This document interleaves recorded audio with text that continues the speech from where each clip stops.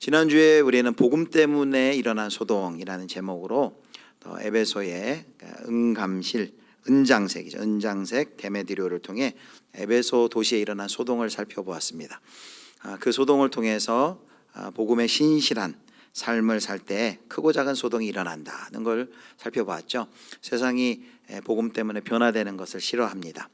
그래서 이런 소동이 있지만 그 소동으로 그치지 않고 이 복음은 문화를 변화시켜 나간다는 걸 살펴봤죠.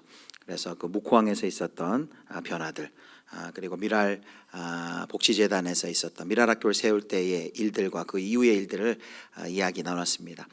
이런 변화들이 우리 예수비전교회 모든 성도님들을 통하여서 우리 삶 속에 가득하고 또 그런 간증이 참 많이 나뉘어지면 좋을 것 같습니다.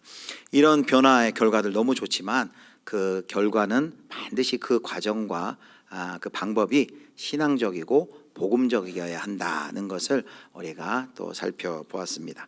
이제 오늘 사도행전 20장을 살펴보려고 하는데요.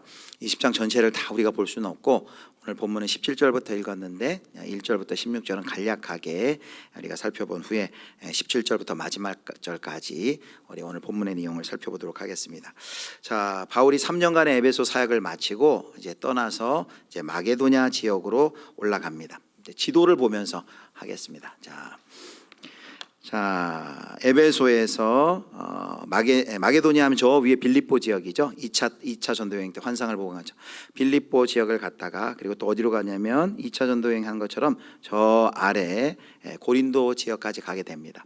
그리고 이제 고린도에서 전도여행을 마치고 2차 때처럼 배로 귀환하려고 할 때 오늘 보면 3절에 보면 유대인들이 바울을 해치려 한다는 공모의 소식을 듣고 경로를 바꿉니다. 그래서 다시 되돌아 육로로 가는 방향을 택하죠. 그래서 다시 고린도에서 위로 올라가서 또 빌립보 이 마게도니아 지역에 이르고 다시 건너와서 드로아라는 곳에 이릅니다. 드로아에서 어떤 일이 있었냐 보면 이제 오늘 본문에 7절부터 했는데 거기서 유두고란 청년이 예배드리다가 높은 데 앉아있다가 졸다가 떨어져서 죽게 되는, 그러나 그 죽은 유두고 청년이 이제 살아나는 기적이 기록이 되어 있습니다. 그리고 드로아에서 저 아래 밀레도까지 가는데 중간중간 그 들렀던 도시들의 이름이 13절부터 쭉 기록이 되어 있습니다. 거기 보면 아소, 또 미들레네, 기오 이런 데가 있고요. 또 사모라는 도시도 있습니다. 그래서 밀레도에 이제 도착하게 됩니다. 자, 밀레도 그 도시를 보면 옆에 에베소가 있는데 한 45km 정도 떨어져 있습니다. 근데 이 사도 바울이 그 여정 중에 에베소로 곧바로 가지 않고 그냥 밀레도에 왔습니다. 에베소에 있는 성도들도 보고 싶고 또 거기에 있는 여러 지도자들 만나고 싶지만 곧바로 들리지 않고 대신에 사람을 보내서 에베소에 있는 지도자들, 장로들을 밀레도로 오게 합니다. 왜 그렇게 했을까요? 직접 방문하면 더 좋았을 텐데 그 이유를 성경은 20장 16절에 이렇게 얘기합니다. 자, 16절 제가 읽겠습니다. 바울이 아시아에서 지체하지 않기 위하여 에베소를 지나 배 타고 가기로 작정하였으니 이는 될 수 있는 대로 오순절 안에 예루살렘에 이르려고 급히 가미러라. 여기 바울이 될 수 있는 대로 오순절 안에 예루살렘까지 도착하기 위해서 일정이 촉박하기 때문에 에베소에 들리기보다는 밀레도에서 에베소에 사람을 보내 그 지도자들을 오게 했다라는 것입니다. 또 드러나지는 않았지만 이제 학자들은 이런 얘기도 합니다. 이제 에베소가 고린도와 더불어 사도 바울이 가장 공을 들이고 많이 오랜 시간 사역했는데 그 도시가 이제는 상당히 위험한 도시가 되어서 사도 바울이 다시금 방문하기에는 큰 위험이 따랐기 때문일 것이다 라고도 이야기를 합니다. 전도자 인생의 여정의 그 고단함을 보여주는 그런 대목입니다. 자, 에베소 교회는 선교여행 중에서 3년 가장 긴 시간 동안 머물면서 갖은 어려움을 다 겪고 그 고통 중에 나은 정말 자식과 같은 그런 교회입니다. 그러니 이 바울이 불렀을 때 그 에베소의 지도자 장로들이 어떻게 반응했을까요? 한 걸음에 기쁜 마음으로 달려왔을 것입니다. 그리고 그들 앞에서 한 설교가 오늘 본문 이제 20장 17절부터 마지막까지 설교입니다. 사도 바울의 에베소 교회 지도자들 향한 고별 설교라고 할 수 있습니다. 근데 이 고별 설교는 이때까지 기록된 사도 바울의 다른 설교하고는 좀 많이 달라요. 이전까지의 설교는 교회를 이제 안 다니는, 그러니까 신앙이 없는 불신자들을 향한 전도 설교였다면, 여기 기록된 사도행전에 기록된 여러 설교 중에서 사도 바울의 설교 중에서 유일하게 그리스도인들에게, 성도들을 대상으로 한 설교가 오늘 바로 이 설교입니다. 그래서 이 설교를 쭉 오늘 살펴보겠지만 참 주옥 같은 말씀이고 심장에 새길 만한 설교고, 고별 설교 하니까 왠지 더 숙연해지죠. 그렇지만 또 이 바울의 고별 메시지는 더욱 가슴 절절히 이제 다가오는 설교입니다. 자, 사도 바울은 이제 그가 예루살렘에 도착하면 그가 붙잡혀 이제 환난을 당할 것을 예상하고 있습니다. 그러니까 이 고별 설교를 통해 그렇다면 어떤 마음으로, 여러분이 사도 바울이라면 어떤 마음으로 또 어떤 내용의 설교를 할까요? 그 에베소 지도자들이 자신이 부재한 후에도 꼭 이런 것들을 지켜주었으면, 또 교회가 이런 모습으로 자라나갔으면 하는 그런 기대를 가지고 당부하는 내용들이 이제 이 고별 설교에 기록이 되어 있습니다. 그래서 오늘 이 사도 바울의 고별 설교의 내용 중 한 3가지 정도, 3가지 당부를 살펴보려고 합니다. 자, 첫 번째입니다. 먼저 18절부터 21절을 보면 사도 바울이 자신이 에베소 교회에서 어떻게 사역을 했는지를 회고하고 있습니다.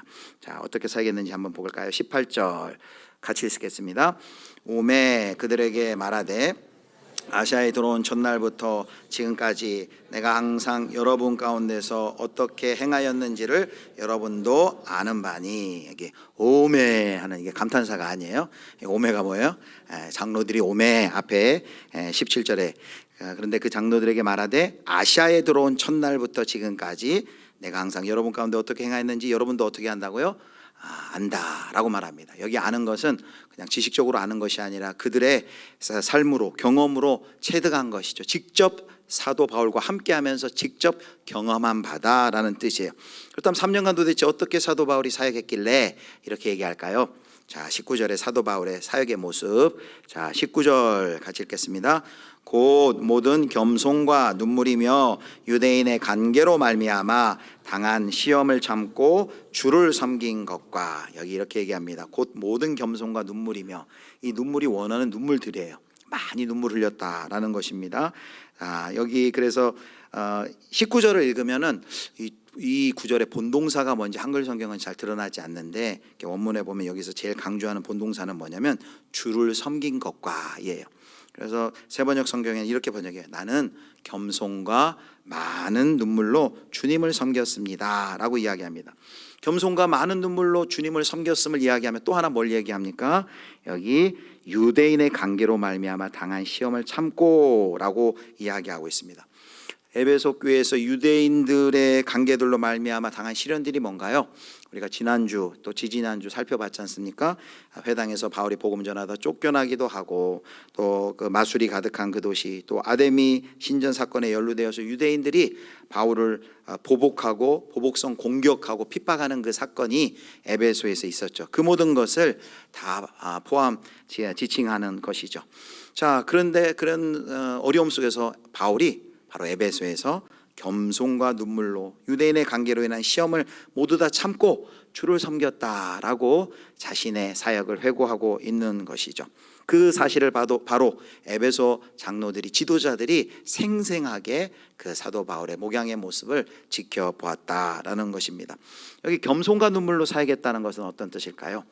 참 엄청난 방해와 모욕을 참아가며 사역한 것을 말합니다. 그러니까 멈추지 않는 시련이 사도 바울을 그렇게 겸손하게 만들었던 것이죠. 우리가 겸손하면 안녕하세요 하고 인사 잘하고 말을 부드럽게 하고, 보통 겸손의 의미가 그런 건데, 여기 말하는 겸손이라는 것은 하나님을 전적으로 의지하였다라는 것입니다.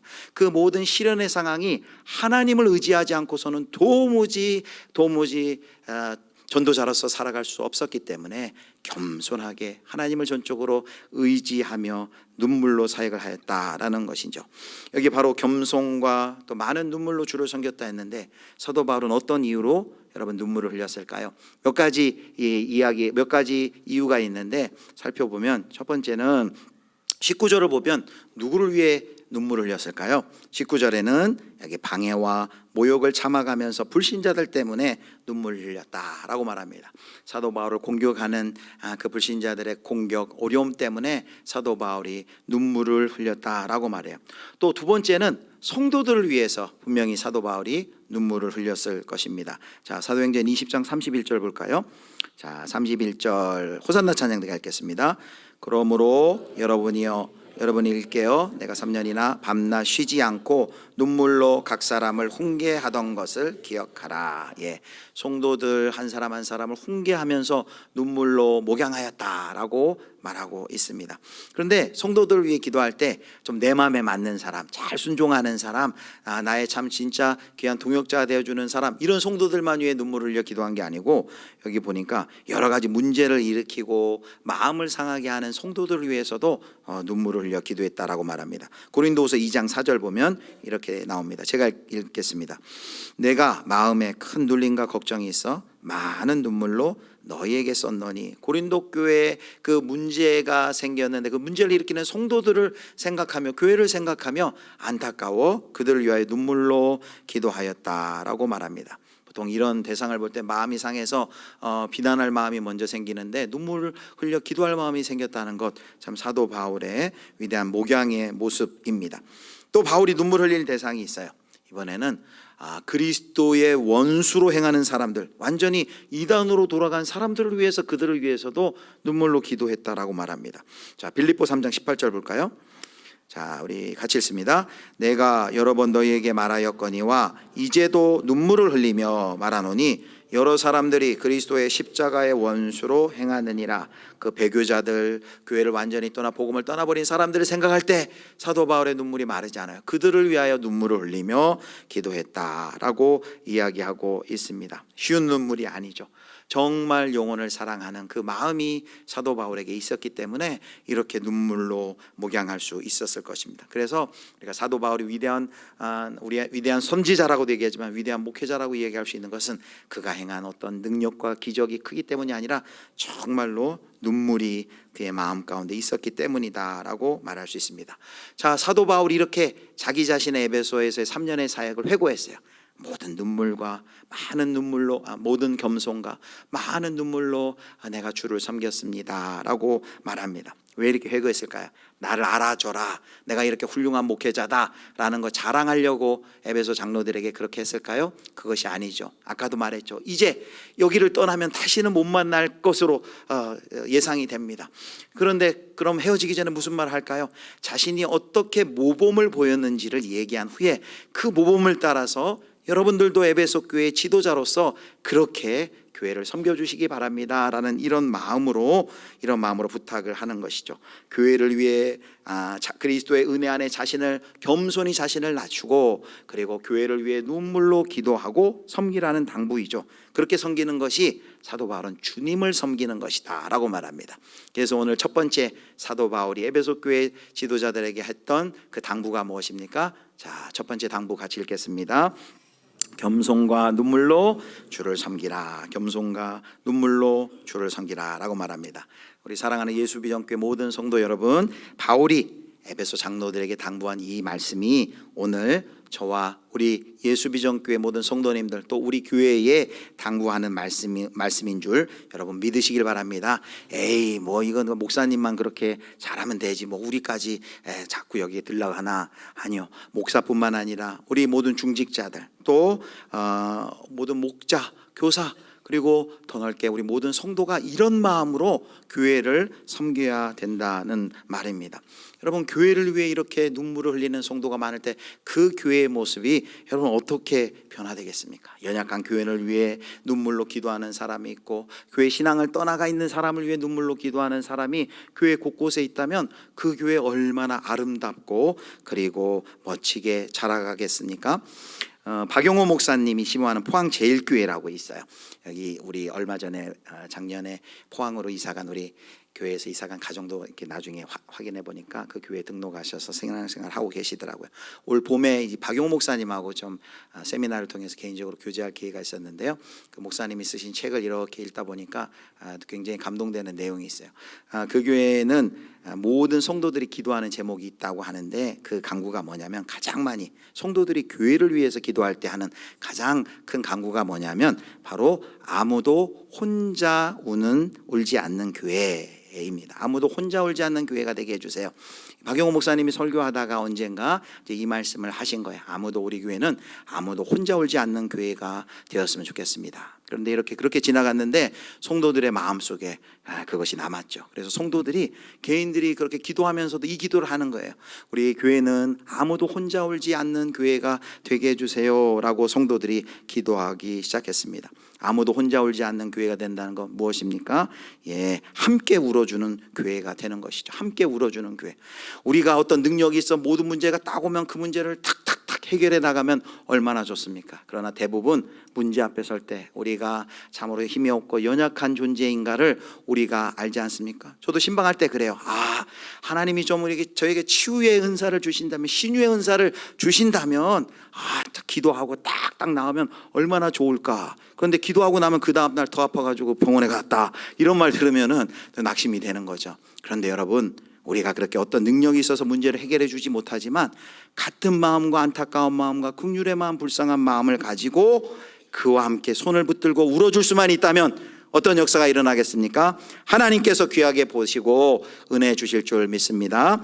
제가 목회자인 부군이 금식하다가 소천하신 사모님을 알아요. 근데 그 사모님이 나중에 신학을 하시고 전도사님이 됐어요. 그리고 저와 같이 이제 파트너가 돼서 함께 사역을 했는데, 그 전도사님이 저한테 나중에 이렇게 말씀하시더라고요. 본인 이제 부군 소천하실 때 얘기를 해주시면서 많은 분들이 이제 위로해주기 위해서 장례식장을 잡고 위로의 말씀을 많이 해주셨는데, 그런데 솔직하게 그런 위로가 진짜 마음에 잘 위로가 안 되더래요. 또 어떤 말씀은 좀 위로하기 위해서 한 말인데 상처가 되는 경우도 있었대요. 그럼 언제 가장 위로가 됐느냐? 찾아와서 아무 말 없이 손 붙들고 같이 울어주는 분, 부둥켜안고 울어주는 분, 그분이 참 나에게 격려가 되고 힘이 되고 위로가 되었습니다 라고 말합니다. 사랑하는 성도 여러분, 이렇게 우리가 눈물이 있다는 게 뭡니까? 눈물이 있다는 것은 그 마음이 공감이 되었다는 거 아니에요. 예수님의 마음이 우리에게 있어야 우리가 눈물이 나는 거죠. 안약 넣고 신방 가기 전에 목회자들이 안약 넣고 가서 그런다고 그 눈물이 나오겠습니까? 그 마음, 하나님의 마음이 우리에게 부어져야 우리가 같이 울 수 있는 것 아닙니까?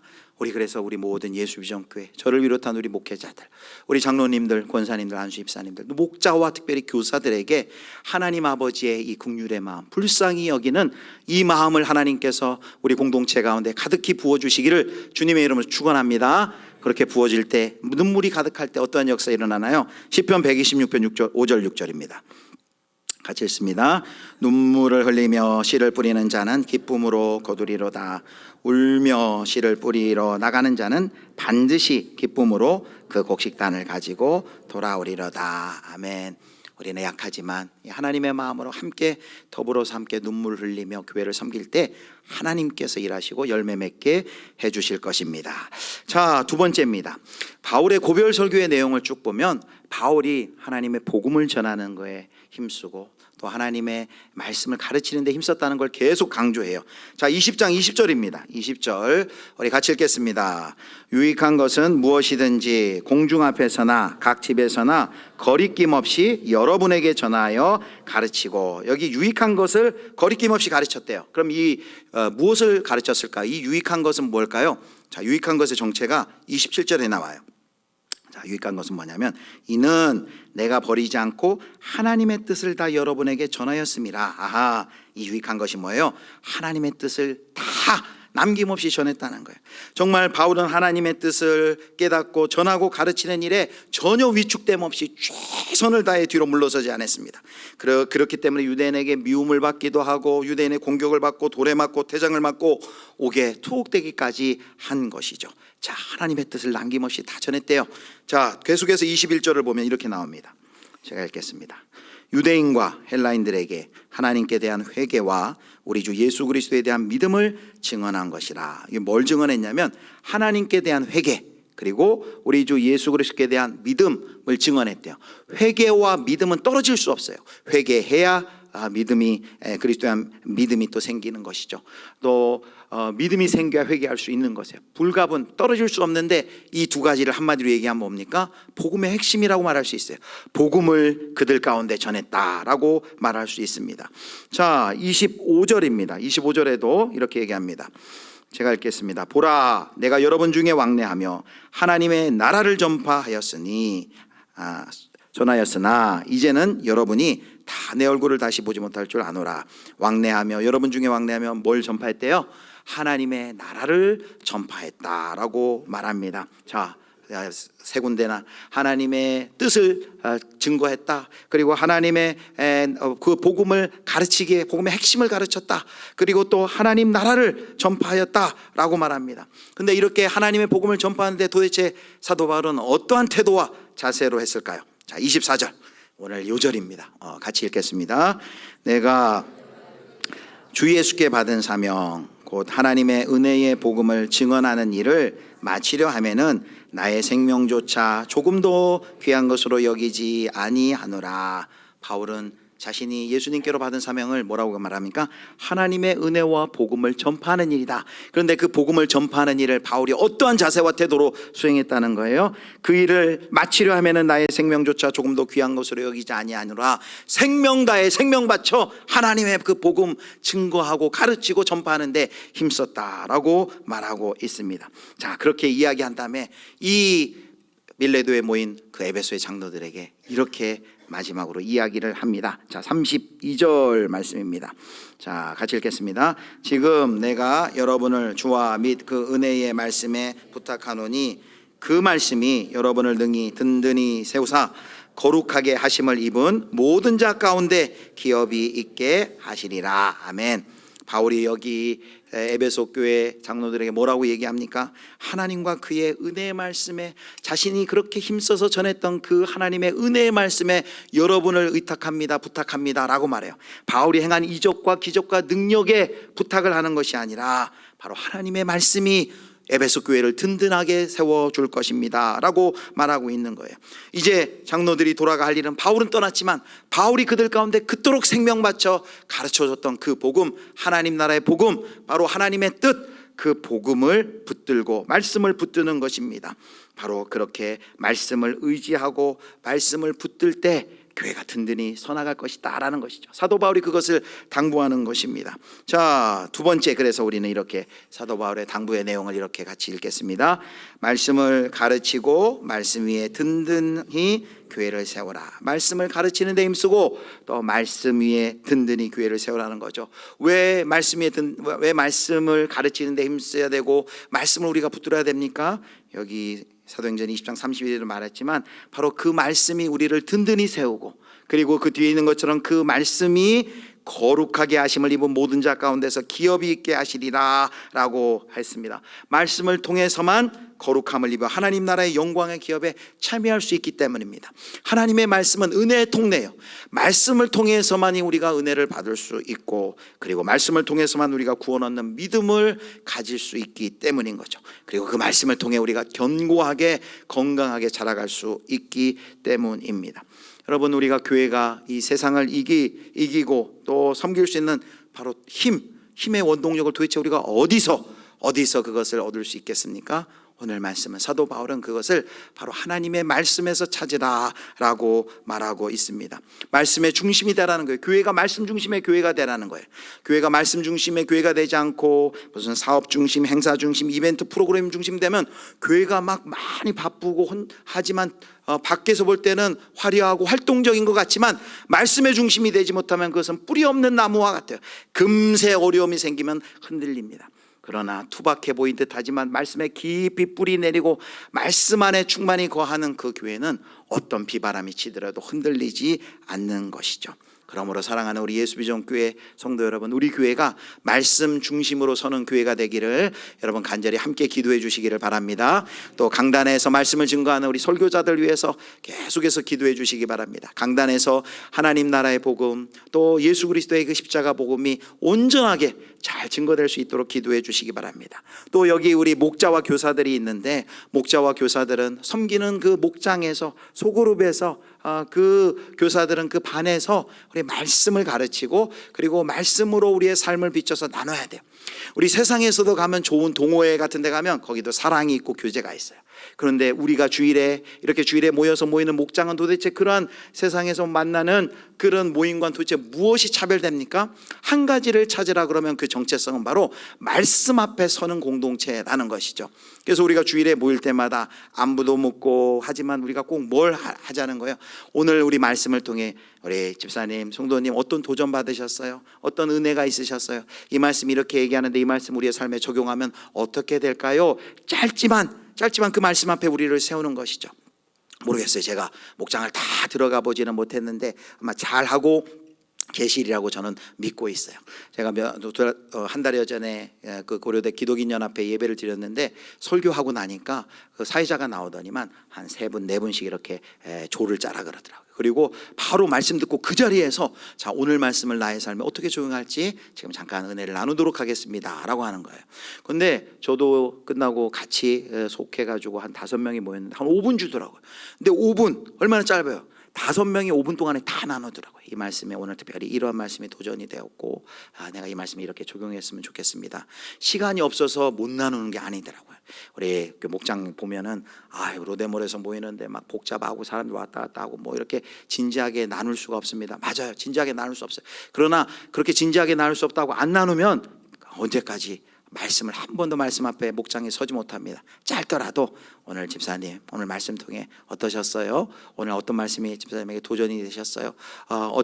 또 혹시 마음에 또 혹시 찔림이나 은혜가 있으면 나눠주세요. 그 말씀 앞에 나를 비추볼 때 이 말씀은 어떤 말씀이에요? 살아서 역사하는, 지금도 역사하는 생명의 말씀이에요. 우리가 그렇게 목장이 우리 소그룹이 말씀 앞에 설 때 그 말씀이 우리를 일깨우고 변화시키고 우리를 그리스도 예수를 닮은 성도들로 건강히 세워나갈 줄 믿습니다. 자, 이제 3번째 마지막 당부입니다. 사도 바울이 마지막 고별 설교를 하면서 특별히 걱정이 있었어요. 이제 걱정하고 염려한 것을 이야기합니다. 자, 뭘 얘기하냐면 에베소 교회 이제 앞으로 닥칠 위기를 얘기해요. 자, 20장 29절 30절입니다. 자, 우리 같이 읽습니다. 내가 여러분에게 들어와서 양떼를 아끼지 아니하며 또한 여러분 중에서도 제자들을 끌어 자기를 따르게 하려고 어그러진 말을 하는 사람들이 일어날 줄을 내가 아노라. 자, 뭐라고 얘기합니까? 내가 떠난 후에 누가 온대요? 사나운 이리가 여러분에게 들어와서 그 양떼를 아끼지 아니하며, 흉악한 이리가 에베소 교회에 들어와서 에베소 교회를 막 휘젓고 양떼들을 잡아먹는 그런 영적인 공격이 있을 걸 경고합니다. 거짓 교사들의 공격, 이단의 공격이 있을 것이라는 거죠. 그런데 충격적인 것은 여러분 30절 보셨어요? 여기 뭐라고 얘기합니까? 그 앞에 고별 설교를 듣고 있는 장로들, 지도자들을 보면서 뭐라고 얘기합니까? 여러분들 중에서도 제자들을 끌어 자기를 따르게 하려고 어그러진 말을 하는 사람들이 일어날 줄을 내가 아노라라고 말합니다. 그 지도자들 중에서도 미혹되어서 그 이리때와 같은 그 역할을 할 사람들이 있다라는 것입니다. 얼마나 참담하고 괴롭고 답답한 예측입니까? 그래서 사도 바울은 이렇게 얘기하는 것이죠. 자, 20장 28절 보겠습니다. 사도 바울이 이렇게 얘기합니다. 제가 읽겠습니다. 여러분은 자기를 위하여 라고 말합니다. 자기를 위하여. 그리고 뒤에는 또는 온 양떼를 위하여 삼가라 라고 그들 가운데 먼저 경고를 합니다. 그러면서 뒤에 뭐라고 얘기합니까? 성령이 그들 가운데 여러분을 감독자로 삼고, 지금 여러분이 에베소 교회 지도자로 세워진 건 사람이 세운 것이 아니라 하나님의 성령께서 여러분을 세운 것입니다. 그것을 깨닫고 뒤에 뭐라고 얘기해요? 하나님이 자기 피로 사신 교회를 보살피게 하셨느니라 라고 말합니다. 여기 보살피다라는 이 말이 바로 양을 돌보다, 양을 치다, 목양하다라는 거예요. 요한복음 21장 16절에 예수님이 베드로에게 말한 내 양을 치라라고 할 때 그 단어와 똑같은 단어입니다. 바로 깨어서 이런 영적인 공격들, 악한 흉악한 이리가 에베소 교회를 집어삼키려고 공격하려는 이때 깨어서 지도자들이 깨어서 그 양떼들을 잘 목양하라라고 말하고 있는 것입니다. 자, 지금 에베소 교회 장로들에게 이 고별 설교를 통해서 세 번째 이 목양하라, 양떼들을 깨워서 이런 공격이 있을 테니 목양하라라고 이야기를 합니다. 이런 공격이 가득하다는 거예요. 그 에베소 교회 성도들이 신앙생활하는 그 사회가 그 상황이 녹록치 않음을 지금 경고하고 있는 것입니다. 지도자로서 먼저 깨워서 영적인 무장을 해야 된다는 걸 강조하고 있는 것이죠. 이란의 그 사미라 마흐말바프라는 감독이 만든 영화가 있어요. 2000년에 개봉이 됐는데 칠판이라는 영화가 있습니다. 이 영화의 배경은 이란과 이스라엘의 국경지대인 그 쿠르드 종족을 배경으로 합니다. 근데 그 쿠르드 종족의 선생님 둘이 큰 칠판을 어깨에 메고 황량한 사막, 길이 없는 곳을 다닙니다. 그 포스터를 한번 볼까요? 이게 칠판이라는 이제 이란의 영화인데 저 뒤에 이제 칠판을 맨 모습이 있죠. 그 다음 사진 한번 보여주세요. 이렇게 칠판을 메고 다니고 있습니다. 자, 또 한번 보여주시죠. 자, 이건 마지막에 보여주시고요. 자, 칠판을 이제 자 여기 정지해 주시고. 근데 이렇게 칠판을 메고 다니는데 여기는 늘 폭격이 있고 공습이 있는 곳이에요. 그래서 이제 칠판을 메고 동네마다 다니면 여기 아이들이 있습니까? 또 아이들 만나면 너 글자 좀 배워볼래? 하면서 얘기하고 이제 글자를 가르쳐 주려고 합니다. 그런데 이 교실을 열고 거리에서 칠판을 가르치기보다는 계속해서 폭격이 있고 공습이 있으니까 이 칠판이 뭘로 쓰이는 거? 이게 지금 공습 대피용으로 이렇게 쓰이고 있는 것입니다. 비공습이 오면 이 칠판이 공습을 대피하고 다친 사람이 있으면 그 칠판이 다친 사람을 이렇게 들고 가는 환자를 나르는 들것으로도 사용됩니다. 또 어떤 아이가 공습으로 다치면 부러진 다리를 대는 그런 부목으로 덧대어지는 이렇게 쪼개서 그런 칠판의 용도로 쓰임받고 있는 것이죠. 이 영화를 만들 때 감독이 20세래요. 20살 천재죠. 그런데 그의 눈으로 글자를 배우는 것보다 살아남는 것이 먼저인 그 잔혹한 세상 속에서 그 배울 학생들을 찾아다니면서 이러지도 못하고 저러지도 못하는 그런 교사의 고단한 삶을 보여줍니다. 이 영화의 마지막 장면은 이렇게 끝납니다. 마지막 사진 아까 보여줄까? 어떤 여인이 칠판을 들고 아이와 함께 이제 헤어지고 그 칠판을 이제 받아서 가고 있는데 이 여인은 아직 글씨를 몰라요. 저기 써 있는 글씨는 뭐냐면 나는 너를 사랑한다라는 글씨예요. 그런데 그 글자를 읽을 줄 모르고 그 내용이 뭔지도 모르고 칠판을 메고 저렇게 걸어가는 그 뒷모습을 보여주면서 이 감독은 무슨 답을 주기보다는 이렇게 질문을 하고 있는 것이죠. 지뢰밭 가득하고 화학무기와 총탄이 가득한 세상에서 과연 아이들이 웃으면서 자신의 이름을 글로 쓸 수 있는 것이 과연 가능하겠느냐라는 그런 질문을 하는 것입니다. 사진 내려주시고 저는 설교를 준비하다가 또 이야기를 읽고 이 칠판을 들고 아이들을 찾아다니면서 어떻게 하든 글씨를 가르쳐 주려는 이 모습이 사도 바울의 모습과 오버랩이 되었습니다. 이 에베소나 고린도나 복음을 전할 때 많은 공격들이 있고 핍박들이 있고 어떻게든지 하나님이 당신들을 사랑하시고 예수님을 통해 구원받을 수 있습니다 라는 복음을 전할 때 이런 공격이 난무한 세상 속에서 어떻게든지 그들을 가르치려고 칠판을 들고 다니는 그 교사의 모습이 사도 바울의 모습인 것 같습니다. 더불어서 이 시대 마찬가지. 여러분 10대, 20대 요즘 어떻습니까? 20대 캠퍼스는 완전히 선교지가 됐다 그래요. 예전에 80년대, 90년대, 2000년대 초반 때와는 분위기가 달라요. 이제는 완전히 선교지가 돼서 복음화율이요. 학과에서 이렇게 예수 믿는 사람 찾아보기가 힘들다고 그럽니다. 완전히 선교지가 되어버렸습니다. 이 아이들은 또 10대 이 아이들은 어떻습니까? 지금 우리가 살아가고 있는 아이들 적자 생존의 이 친구가 아니라 동역자가 아니라 밟아야만 이길 수 있는 적자 생존의 도시입니다. 그 사회 속에서 정글이 되어버리고 경쟁하고 힘든 입시와 또 학업의 고통 때문에 한 해에도 250명 가까운 아이들이 자기의 10대가 목숨을 내어 던지는 이런 전쟁과 같은 이 세상 속에서 그곳에서 복음을 가르쳐주고 하나님의 사랑을 가르쳐준다는 것은 정말 이 영화에 나오는 이 교사들 마냥 너무나도 힘든 것입니다. 그 감독이 마지막에 어떤 답을 주는 것이 아니라 과연 이렇게 총탄이 가득한 세상에서 아이들이 웃으면서 자기의 이름을 쓰고 이렇게 자기 이름을 글로 쓸 수 있는 이것이 과연 가능한 일일까라고 질문을 하는데, 우리도 동일하게 이 시대 속에서 과연 우리 아이들에게, 다음 세대에게, 그리고 복음을 과연 우리가 전하고 복음을 계승할 수 있을까? 이렇게 다원주의, 세속주의 이 사회 속에서 물질 황금만능주의 가득한 이 세상 속에서 과연 이 일이 가능할까라는 자괴감이 드는 것 너무나도 당연한 것 같습니다. 그런데 오늘 말씀을 읽다 보니까 우리에게 소망이 되는 말씀이 있습니다. 그 말씀이 뭐예요? 자, 마지막 우리 28절 다시 한번 천천히 한번 읽어보도록 하겠습니다. 28절 같이 읽겠습니다.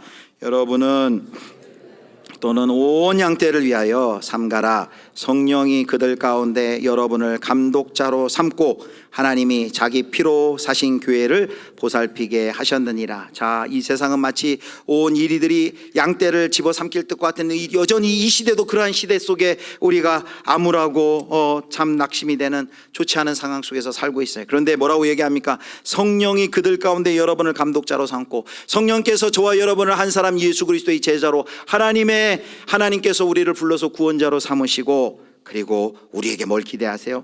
여기 하나님이 뭐라고 얘기했습니까? 자기 피로 사신 교회를 보살피게 하셨느니라. 제가 여기 희망을 찾은 건 이거예요. 하나님이 자기 피로 사신 교회. 여러분, 이 교회가 어떤 교회입니까? 우리의 교회예요? 내 교회예요? 내가 힘을 내서 세운 교회예요? 그게 아니라는 거예요. 하나님이 자기 피로, 하나님이 그 아들 예수 그리스도의 피로 값주고 사신 교회를 보살피게 하셨다. 주님의 교회란 얘기입니다. 예수 그리스도가 주인 되신 교회라는 겁니다. 무슨 말씀입니까? 하나님이 끝까지 책임지시겠다는 거예요. 나의 아들의 피로, 예수 그리스도의 피로 값주고 산 교회를 내가 끝까지 보살피고 붙들고 하나님의 완성의 이르기까지 하나님이 책임지시겠다는 약속이 우리에게 있는 것이죠. 그러하기에 우리는 이 약속을 붙들고, 우리는 약하고 전쟁과 같은 이 세상 속에서 우리가 복음을 전할 때 우리는 너무 미약하고 약하고 낙심되고 쓰러질 수밖에 없는 존재지만, 그 칠판을 들고 아이들을 찾아가는 그 한 선생님 마냥 우리는 낙심하지 않고 소망하면서 그 교회를, 그리스도의 몸된 교회를 우리가 목양하고 섬기는 일에 우리가 진력을 해나갈 수 있는 것이죠. 사랑하는 성도 여러분, 말씀을 맺겠습니다. 오늘 사도 바울의 고별 설교를 통해서 사도 바울이 어떻게 에베소 교회를 목양했는지, 자기를 뽐내기 위함이 아니라 거기 앞에 있는 에베소 장로들, 지도자들에게 그와 동일한 모습으로 교회를 섬겨주도록 당부합니다. 세 가지 당부 무엇입니까? 첫 번째 같이 읽습니다. 겸손과 눈물로 주를 섬기라. 우리 교회도 누군가 혼자만 우는 그런 교회 되지 않기를 간절히 소망합니다. 두 번째, 말씀을 가르치고 말씀 위에 든든히 교회를 세우라. 우리 교회가 어떤 이벤트와 프로그램을 집중하기보다는 하나님의 말씀 중심의 교회가 되기를 축복합니다. 세 번째 같이 읽습니다. 깨어 주의 피로 사신 교회를 보살피라. 목양하라는 거죠. 어둠의 권세가 가득한 이 세상에서 여전히 싸움이 쉽지 않겠지만, 바로 우리 주 예수 그리스도께서 성령으로 우리를 세우시고 사명을 주시고 바로 주의 피로 값주고 사신 이 교회를 목양하라 라고 말씀하셨으니, 우리는 지난주 요절처럼 우리가 선을 행하되 낙심하지 말지니 포기하지 아니하면, 여러분 포기하지 마시고 우리 교회를 위하여 교회를 섬기는 우리 사랑하는 우리 예수비전교회 모든 성도님들 되시기를 주님의 이름으로 축원합니다.